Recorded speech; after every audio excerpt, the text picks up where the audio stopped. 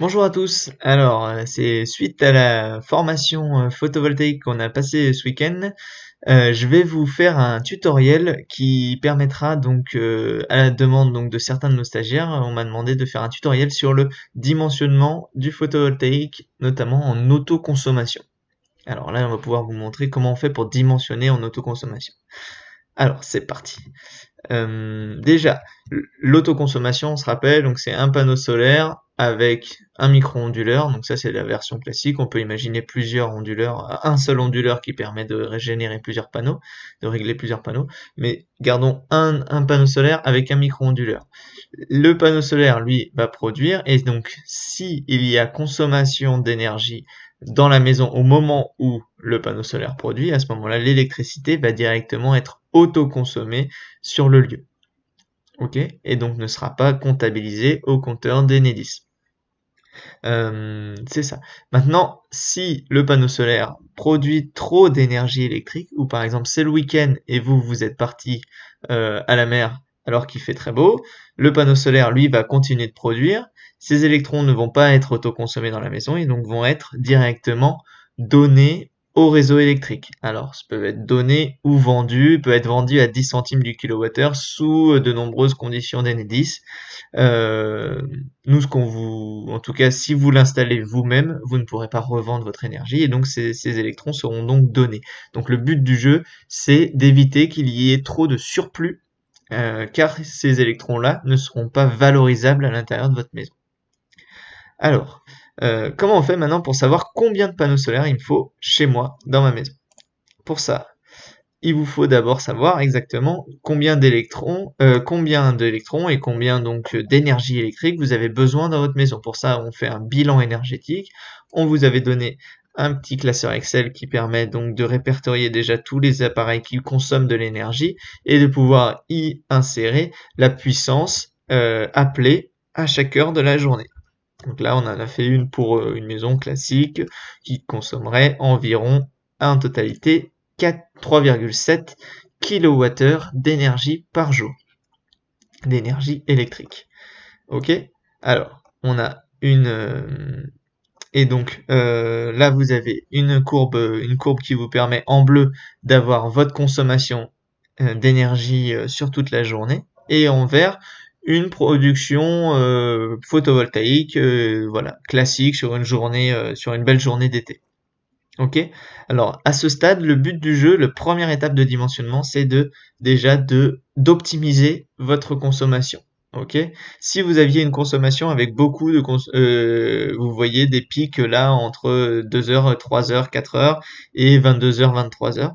Là, vous êtes sûr que ces consommations-là ne pourront pas être couvertes par le photovoltaïque. Donc, on essaie de rassembler un maximum de ces besoins sous la cloche de production d'énergie photovoltaïque, et donc globalement entre 8 heures et 18 heures, 19 heures, quoi.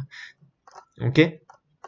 Donc là, c'est là où on va regarder, on va se dire, ok, bon bah, si j'ai par exemple une machine à coudre que je fais fonctionner surtout entre 20 heures et 21 heures, bah, je me dis, bah peut-être que je vais plutôt coudre entre 9 heures et 10 heures, et à ce moment-là, je vais pouvoir maximiser, et donc là, on est déjà pas mal, j'avais déjà optimisé la consommation sous la production photovoltaïque. Ok. Maintenant, pour pouvoir dimensionner, il va nous falloir savoir, maintenant qu'on sait combien d'énergie on a besoin dans notre maison, on voudrait savoir combien on est capable de produire chez nous. Et pour ça, on utilise donc PVGIS. Hop, vous allez donc sur PVGIS, vous tapez PVGIS sur votre moteur de recherche, vous allez sur le premier lien, vous cliquez sur Europe. Ok. À ce moment-là, donc PVJ, c'est en ce moment des petits problèmes, on peut plus rentrer l'adresse exacte, et donc il faut aller chercher la latitude et la longitude de votre lieu d'implantation. Donc ça ici, moi j'étais allé chercher, donc c'est facile, hein, vous allez sur Google Maps, vous cliquez sur le point qui vous correspond, et il vous donne la latitude plutôt, et la longitude du lieu. Donc vous la faites copier-coller, vous la mettez là, go to latitude, longitude, hop, et voilà. Donc là on est au bon endroit. Ensuite, dans les paramètres, là, vous gardez quasiment tout. 1 kW crête, 14%, ça vous touchez pas. Slope, donc ça, c'est la pente de votre toit. Donc là, moi, j'ai gardé à 35 degrés. L'azimut, donc 0 degré, c'est plein sud. Moins 90, c'est l'est. Et plus 90, c'est l'ouest. Donc là, j'ai mis plein sud, par exemple. Et vous touchez plus à rien, vous envoyez sur calculer. On va vous générer un fichier comme ceci. Alors, on se rappelle, l'idée c'est que c'est la première colonne, là, c'est celle qui va nous intéresser, c'est celle qui va nous dire combien de kilowattheures est capable de produire un kilowatt crête, soit environ 4 panneaux solaires si c'est du 250 watts crête, 4 panneaux solaires chez moi, donc à l'usine végétale Ophieux, sur une journée moyenne de janvier, de février, de mars, d'avril, de mai, etc. Ok pour ça? Donc là, on sait que par exemple, en février, sur une journée moyenne de février, eh ben, mes 4 panneaux solaires seront capables de donner 2,8 kWh.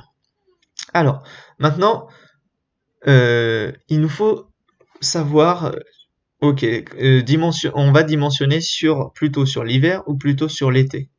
Nous, on vous conseille de dimensionner plutôt sur l'été. Pourquoi? Pour pouvoir valoriser un maximum de vos électrons et d'avoir le minimum de surplus. Ok? Donc si on se dit, ok, bah je vais regarder en été ce qui est capable de produire 1 kW crête de mes panneaux solaires. Ok, là je vais coller avec mon besoin et je vais me dire, bon bah en hiver je vais produire moins, mais au moins tous ces électrons-là seront valorisés et auto-consommés dans mon lieu. Ok? Donc vous prenez le maximum de votre productible sur l'année, donc là moi je suis à 4,47, vous revenez dans votre onglet, on vous a fait un onglet premier dimensionnement, dans lequel vous allez déjà retrouver votre besoin journalier moyen, ok, et vous allez y insérer le productible d'1 kW crête chez vous, donc qu'on a pu récupérer sur PVGIS. Donc là on rentre 4,47. Ok, donc si on se dit que 1 kW crête est capable de faire 4,47 kWh, moi j'en ai pas besoin de 4,47, j'en ai besoin de 3,69. Il nous suffit de faire la division pour savoir donc le nombre de kW crête de panneaux solaires qu'il me faudrait installer pour pouvoir couvrir ce besoin-là. Ok, donc là on tombe sur 800 watts crête, alors ça nous permet déjà d'avoir un premier dimensionnement assez bon qui va nous permettre déjà de maximiser nos apports, nos électrons produits par le photovoltaïque et d'avoir un minimum de surplus sur toute l'année. Ok, donc là 0,8 kW crête, moi je mettrais bien 3 panneaux solaires. Faut savoir que les panneaux solaires, on se rappelle, c'est entre 250 et 300 watts crête, on peut trouver sur le marché. Voilà, on peut trouver, si on trouve 3 panneaux solaires de 270 watts crête, voilà, on doit être dans les bonnes ordres d'idées. Là déjà vous avez fait votre premier dimensionnement, ok? Ça vous permet déjà dans 90% des temps, ça suffira largement. Maintenant aussi, je vais vous montrer un autre processus et un autre calcul qui va un peu plus loin, qui va nous permettre de calculer spécifiquement notre taux d'autoproduction et notre taux d'autoconsommation sur notre lieu. Et pour ça, on va faire un dimensionnement horaire. Alors, là, on a fait un autre onglet qui va nous permettre de savoir, heure par heure, ce que va produire mon champ photovoltaïque, ce que j'ai besoin dans ma maison, et donc pouvoir, heure par heure, connaître le surplus et le manque potentiel de ma maison. Alors, là, je supprime ça, vous allez retrouver pour pouvoir mieux comprendre. Alors, donc notre besoin heure par heure, ça, on l'a déjà fait. Ok, c'est exactement ce que vous aviez fait au tout début. Maintenant, ce qu'il nous faut savoir, c'est le productible heure par heure de photovoltaïque sur ma maison. Et pour ça, je vais vous montrer comment faire. On va devoir aller sur PVGIS, donc vous retournez sur l'outil classique que je vous ai montré tout à l'heure, et là, on va devoir aller sur la nouvelle version de PVGIS. Ok, donc là, vous allez tout là-haut, vous claquez ici sur Here pour l'essayer. Hop, il va apparaître ici. Là, il y a tout un laïus sur comment va fonctionner PVGIS 5 quand il sera tout fini. Donc là, c'est encore une version bêta, mais qui est largement utilisable pour nous. Donc vous allez dans Tools, Interactive Tools, et là, Early Radiation Data. Vous pouvez cliquer là-dessus, et vous allez obtenir un nouvel outil. qui est un peu plus design que celui qu'ils avaient avant. Alors, moi j'avais déjà fait 2-3 choses, ouais. Donc on se retrouve sur cet outil-là. Donc comme dans l'outil d'avant, il nous faut rentrer la latitude et la longitude du lieu dans lequel vous voulez aller. Ensuite, ici vous choisissez bien Hourly Data pour avoir les data heure par heure. Et donc c'est parti. Donc là, on va pas changer grand chose, on a juste besoin de savoir sur quelle année on veut dimensionner la chose. Donc se dire, bon bah voilà, si j'étais en 2016, qu'est-ce qui aurait produit 1 kW crête chez moi si j'étais en 2015, si j'étais en 2014, etc. Alors évitez de prendre une année trop basse, de toute façon on peut pas aller en dessous de 2007 pour que ce soit le plus représentatif possible.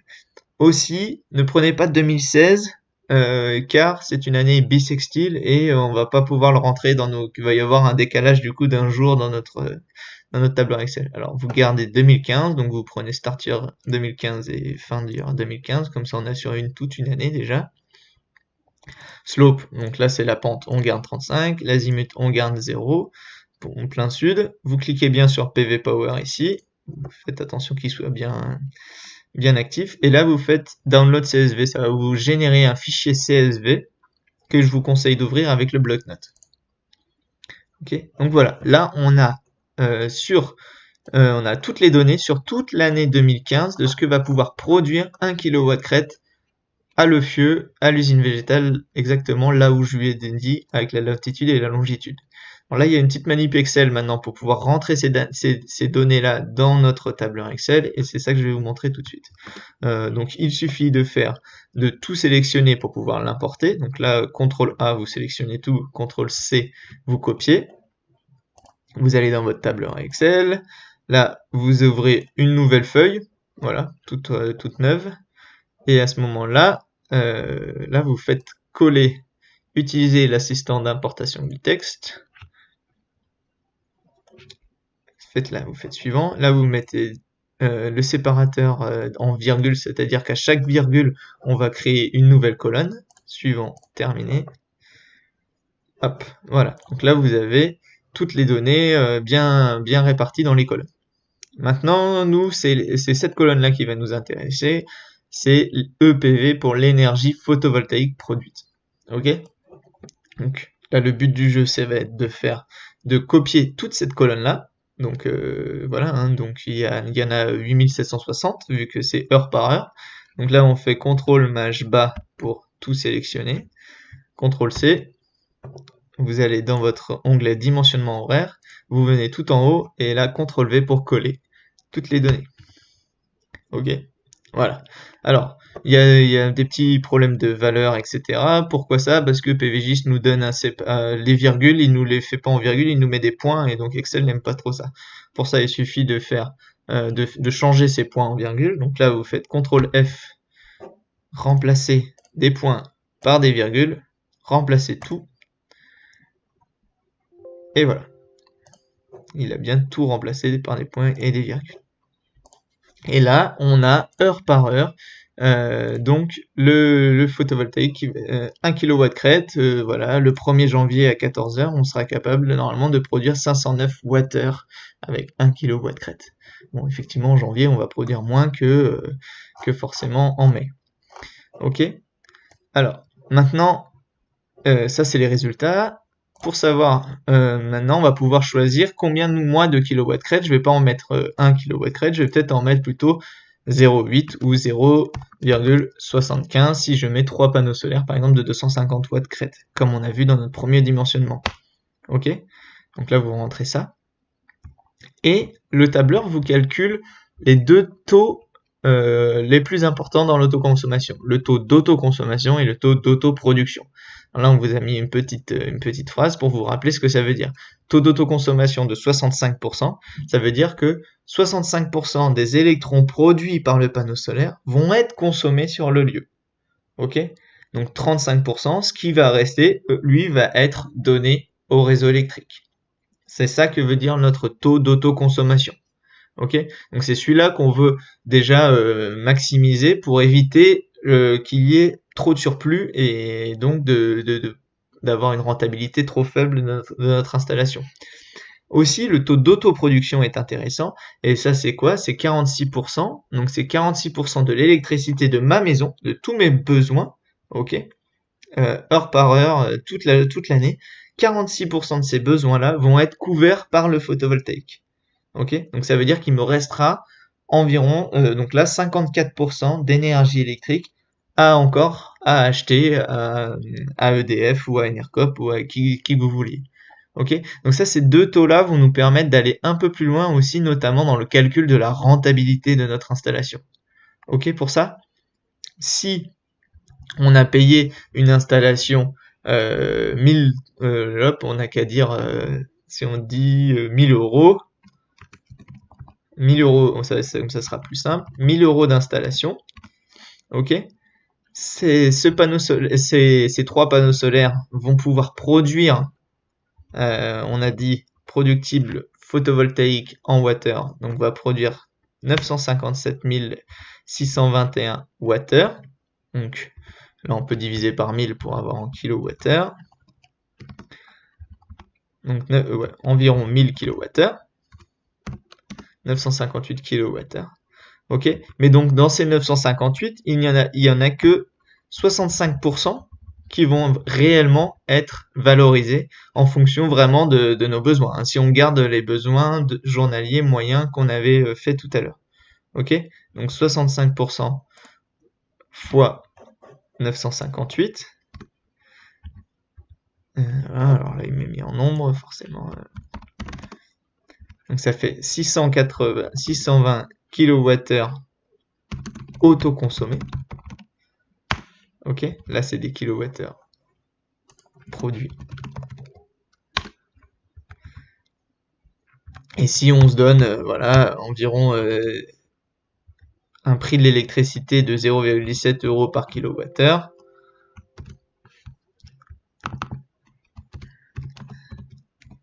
on a donc économisé par an 620 fois 0,17, 105 € par an. Ok, donc si on économise 105 € par an, voilà, on va pouvoir rentabiliser une installation qu'on a payé 1000 € environ, bah du coup en 10 ans, on aura rentabilisé l'installation, on aura remboursé notre installation. Mais ça, forcément, avec un prix de l'électricité qui reste à 17 centimes. On sait que dans les 10 ans qui viennent, le prix de l'électricité risque de monter et donc les économies seront plus importantes par année. Ok ? Voilà pour ça. Alors maintenant, si vous avez, ça nous permet vraiment donc d'aller plus loin dans le dimensionnement. Et j'espère qu'avec cette vidéo, vous allez pouvoir vous rappeler un peu de tout ce que je vous ai raconté pendant ces 4 jours et donc aller plus loin dans le dimensionnement. Si aussi vous avez besoin que je valide tel ou tel dimensionnement, il n'y a vraiment aucun souci, vous n'hésitez pas à nous les renvoyer. Voilà, et ben écoutez, je vous souhaite un bon dimensionnement et en espérant vous revoir très vite. Allez, à bientôt!